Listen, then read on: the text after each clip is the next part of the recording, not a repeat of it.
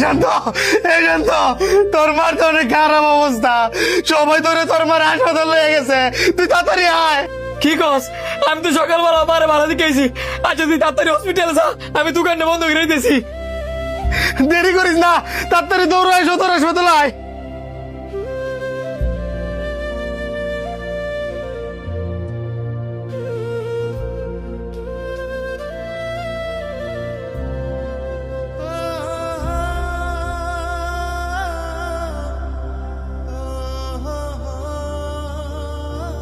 হ্যাঁ মুরব্বী, মুরব্বী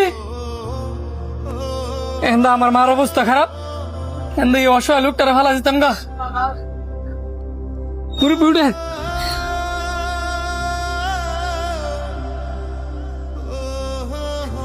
কি করি অনে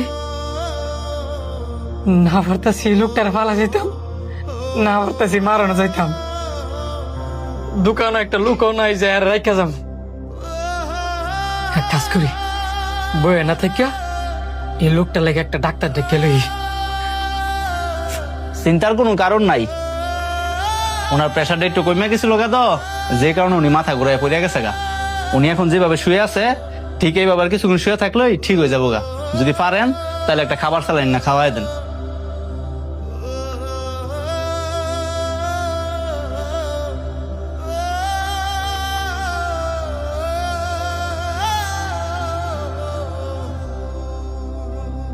বাবা, তোমার অনেক ধন্যবাদ আমার এত বড় উপকারটা করার জন্য।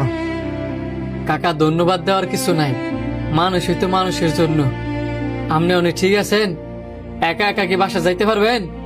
যাইতে পারমু তো বাবা, তোমার চোখের মধ্যে পানি কেড়ে। আমার মাটা অনেক অসুস্থ, আমার বন্ধু আমার কয়ে গেছে আমার মাটা নাকি হসপিটাল লেগে গেছে। হ্যাঁ নই যাইতেছিলাম, রাস্তায় যাওয়ার পথে আপনি অজ্ঞান হয়ে বেড়ে গেছেন গা। মানে আপনিও তো আমার বাবার মতোই, আমার বাবার বয়স।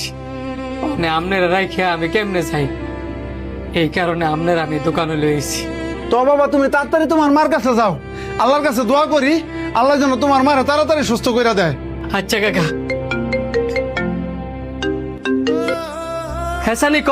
হ্যালো বন্ধু, তুই কোনো চিন্তা করিস না, আলহামদুলিল্লাহ আন্টি এখন পুরোপুরি সুস্থ আছে। আমরা সবাই আন্টি লিয়ে বাড়িতে যাইতেছি, তুই তোর কাজ একবারে শেষ কইরা পরে বাড়িতে আয়। ঠিক আছে বন্ধু। কি হয়েছে বাবা? যা হইছে আপনি না জানলেও চলবো কাকা, আপনি না বুঝলেও হইব।